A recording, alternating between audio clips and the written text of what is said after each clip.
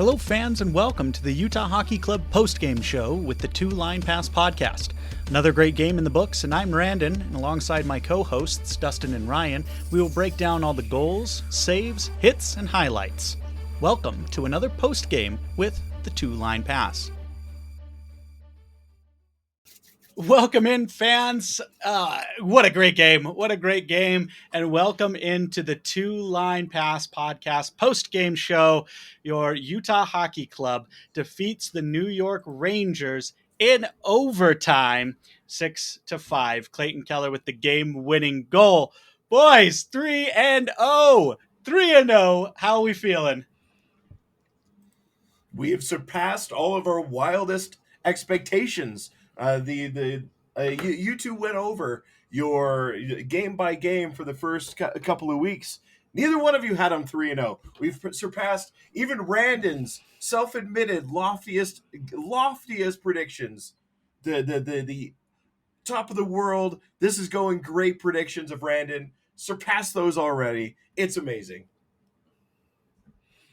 I am also feeling very, very good tonight. I think I'm going to be chasing this high for quite a while, arguing with Ranger fans online the whole game. Then all of a sudden, they don't know how to talk. Kind of crazy. But yeah, the boys look pretty good. And yeah, I did not have us winning this game before the actual game started. I was prepared to take Utah's first loss.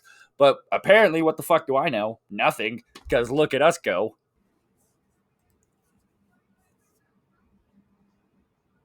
I mean, I had this one also chalked up to a loss. I mean, you're playing the great team in the East, one of the best teams in the East, at home in a very tough environment, right? Madison Square Garden is a much tougher environment than Long Island. So I think you're doing good things when you take two New York teams, both to overtime. You score in dramatic fashion to win both, and you go 3-0. It's just incredible. But let's break down the game.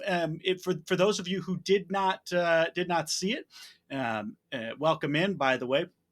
But Utah gets off to an early 1-0 lead. Barrett Hayton getting his third of the year, assisted by Keller and Schmaltz. And Barrett Hayton, guys, I take back any negative thing I ever said about him. He's got the makings of a first-line center for sure. But Artemi Panarin ties it up quickly, making it a 1-1 game.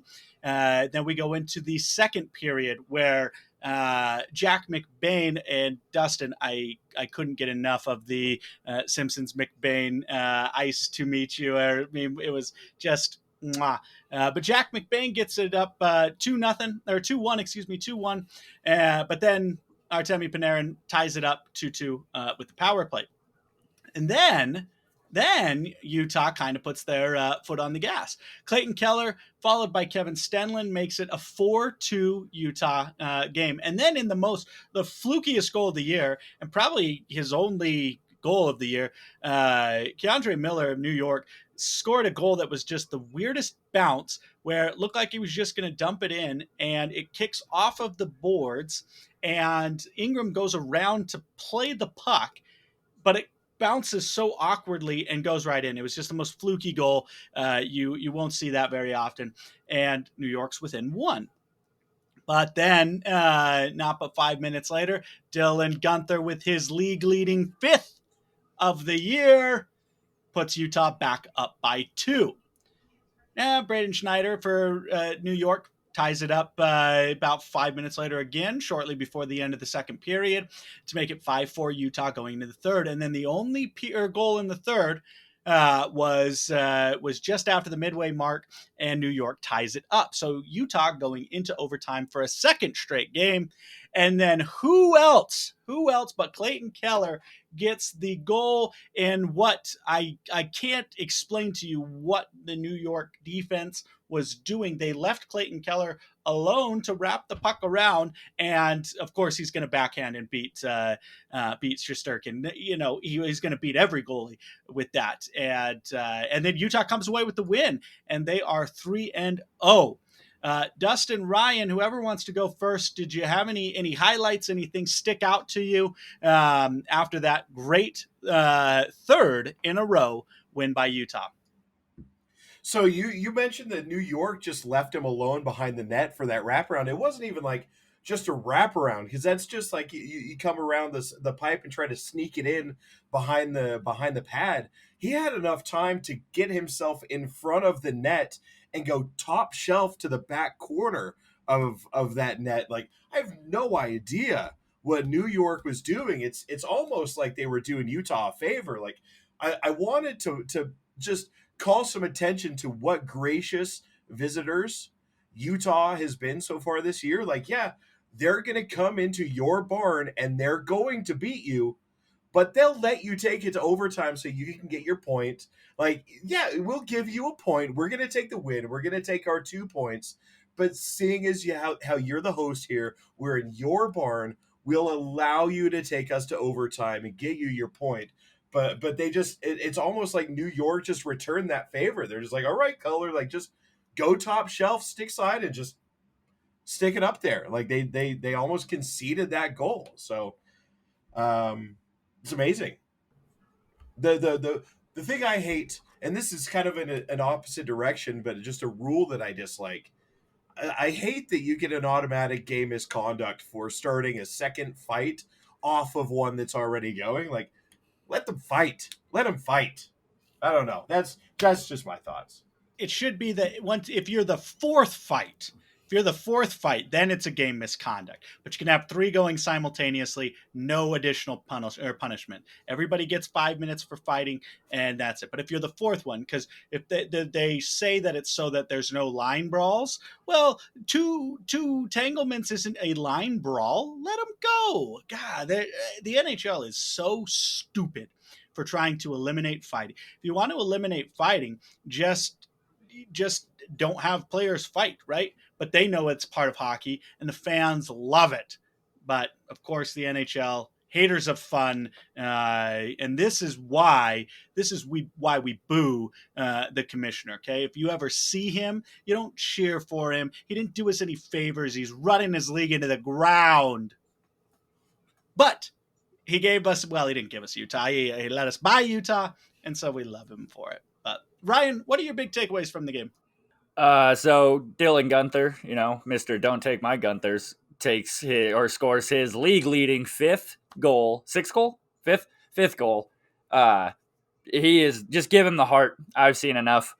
Not going to say he's going to win the Rocket Richard because you got guys like Austin Matthews, but he's the best player on our team and he's the most important player on our team right now. And he's playing dominant hockey. Just give him the heart. He deserves it.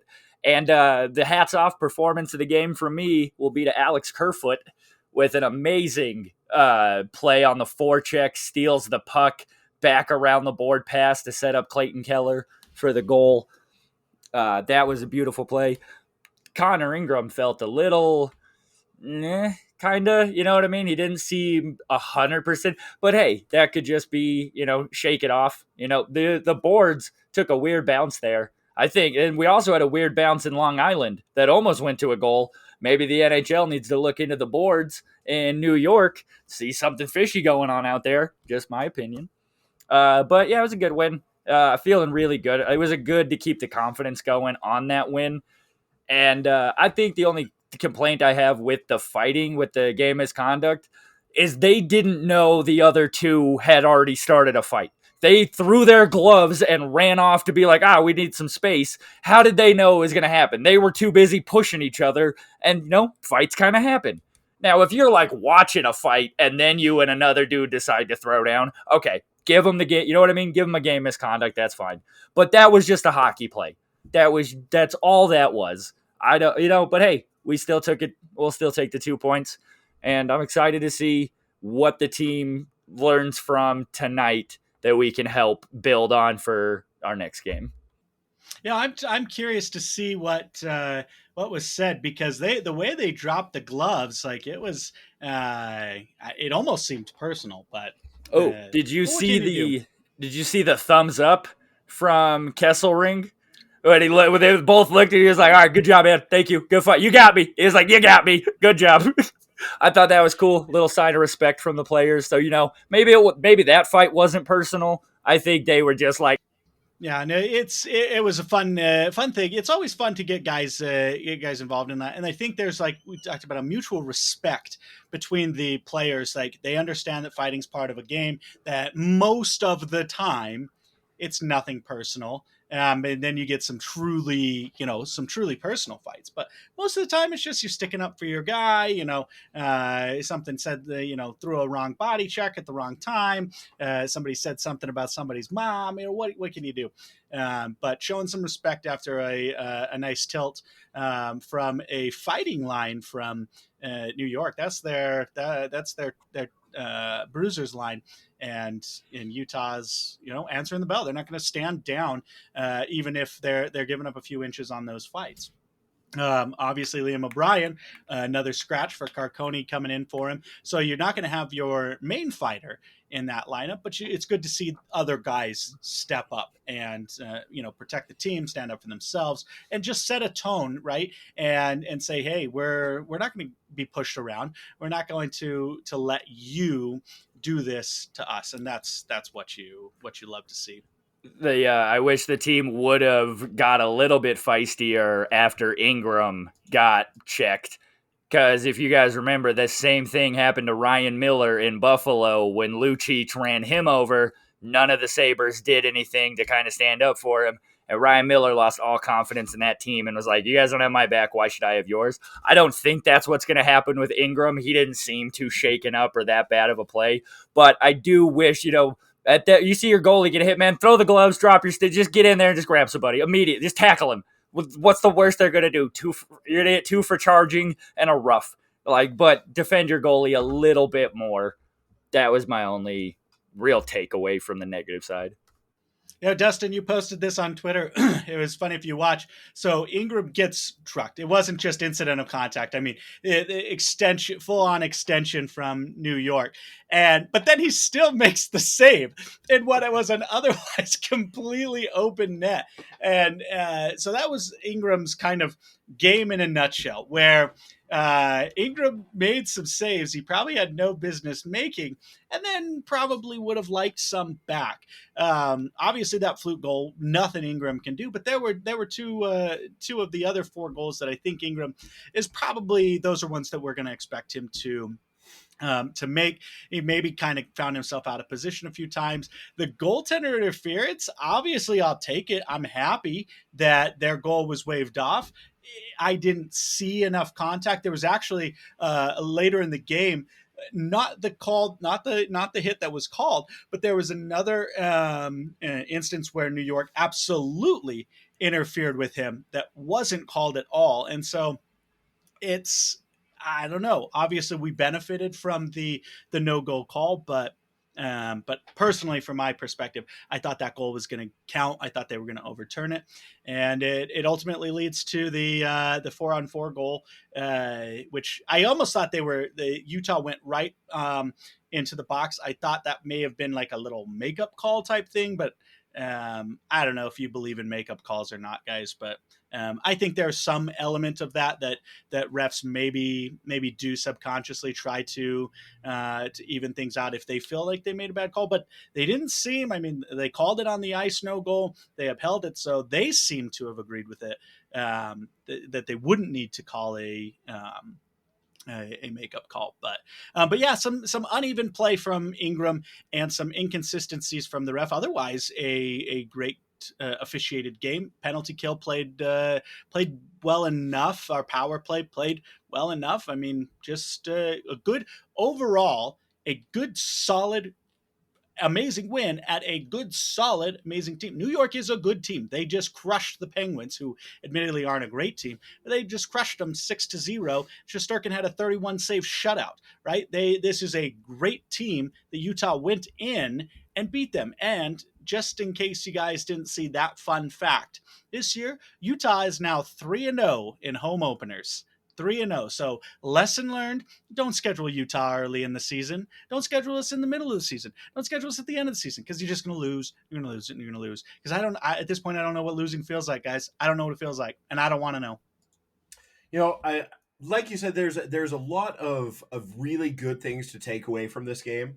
But there were some mistakes, some small like negative takeaways, some things that the team and a coach may need to work on.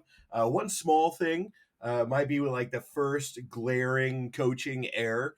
You two said in the Islanders post game that Spicy Tuna was not in the lineup card against them because it just wasn't a good matchup. But they probably want him for this game because they do have a quote unquote goon line that you probably want him in there to protect your top line stars for, and he wasn't there. And like you pointed out, Brandon, like you wanted him there, so maybe a small little coaching error. We did kind of get a mixed bag from Ingram tonight. He did make a couple of really good saves, and like you mentioned, probably two that he wants back. Two shots that were like there was no traffic in front of him. He had a clear line of sight to the shooter. He probably wants those back. One of them, I believe, was set up by, I believe it was Carcone, who just pressed a little bit too close to the blue line and let his man alone. And then on the other one, I think it was the second of those two goals.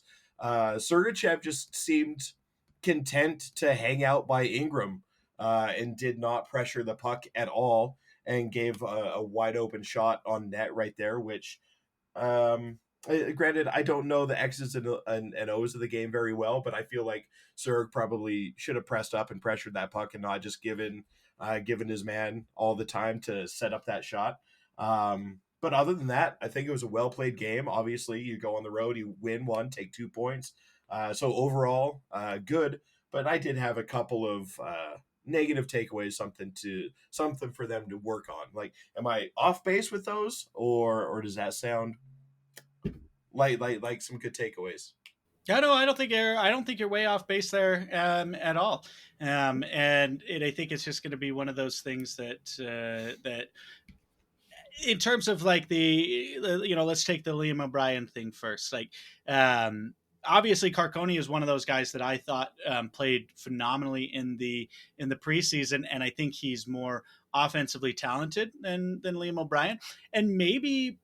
I'm going to lose the over on penalty minutes for Liam O'Brien. I need him to be on the ice, throwing punches, getting 5 minute major. Well, not maybe majors, but 5 minute for fighting because I picked him for 160. He's not going to get anywhere close to that.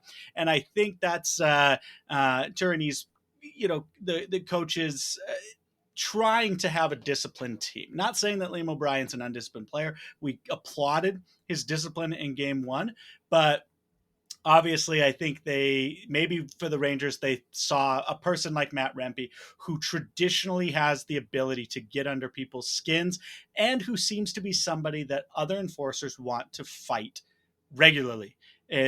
Almost as if it's a rite of passage for them to try to fight him and put him in his place or whatever.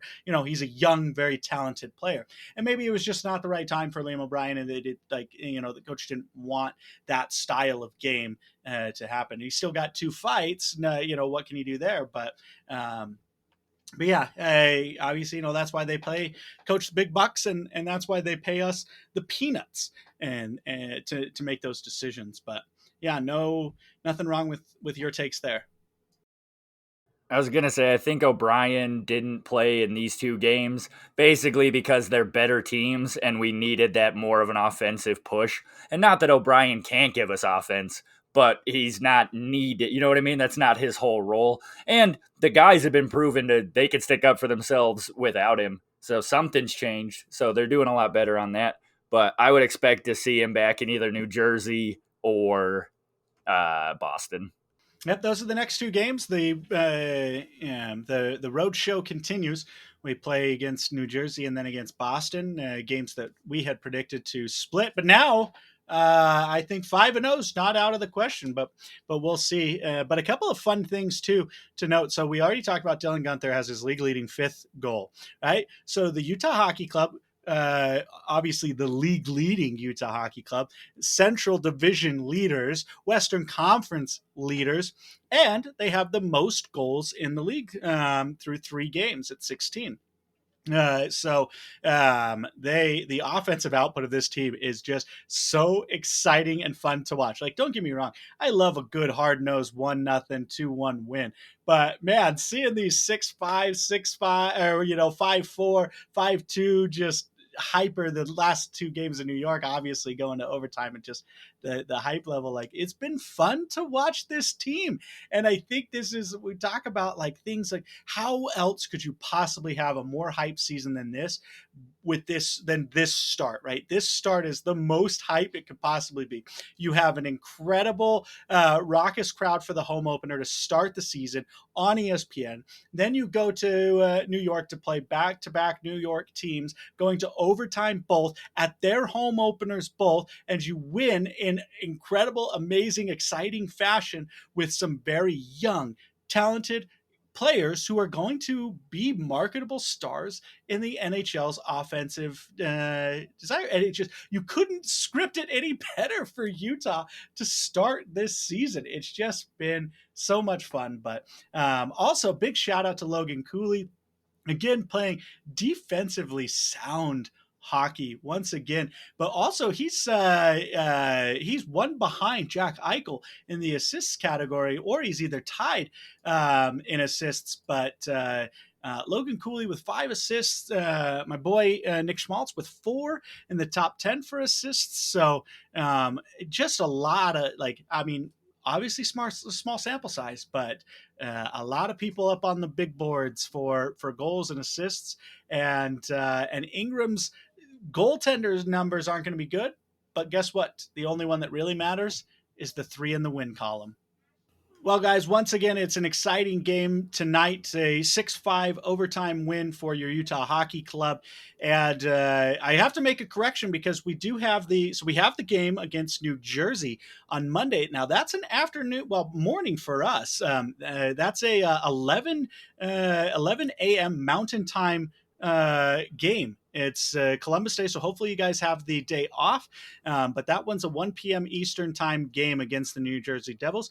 And then we actually are at Anaheim on Wednesday, and then home against Boston. So I skipped over the Ducks because I forgot that they were even a team. I kid. But and then we play Boston. So 3 big games coming up. Remember, after morning game on Monday. Guys, any closing thoughts for this exciting 6-5 victory against the Rangers?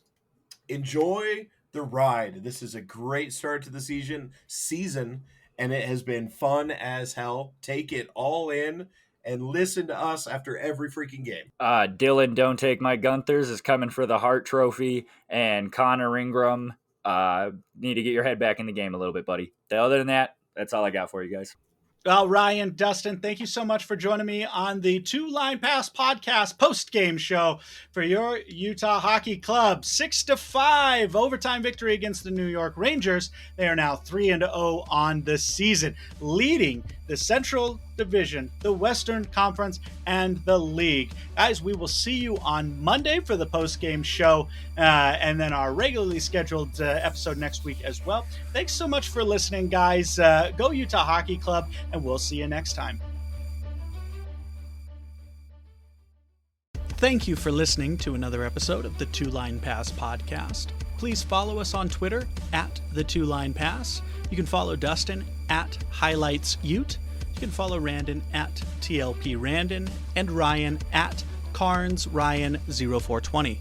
During the off-season, new episodes of the podcast drop every Wednesday with bonus episodes throughout. And during the season, we will have our weekly show plus game day episodes, so you don't miss a minute of the action.